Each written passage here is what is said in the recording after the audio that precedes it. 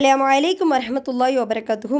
ஒரு முறை அல்லாஹ்வின் தூதர் ஸல்லல்லாஹு அலைஹி வஸல்லம் சஹாபாக்களுக்கு ஒரு சில அறிவுரை கூறினார்கள். அப்போது சொல்றாங்க, "லா யனஜ்ஜி அஹது மின்கும் அமலுஹு." உங்களில் யாரையும் அவரது நற்செயல் ஒருபோதும் காப்பாற்றப்படாது. மாறாக அல்லாஹ்வின் தனி பெரும் கருணையால தான் காப்பாற்றப்படுவார்கள் என்று கூறும்போது, உடனே சஹாபாக்கள், "அல்லாஹ்வின் தூதரே, தங்களையுமா நற்செயல் காப்பாற்றப்படாது?" என்று கேட்கும்போது உடனே அல்லாஹ்வுடைய தூதர் சொல்றாங்க, "நஅம், ஆமா, என்னையும் தான்.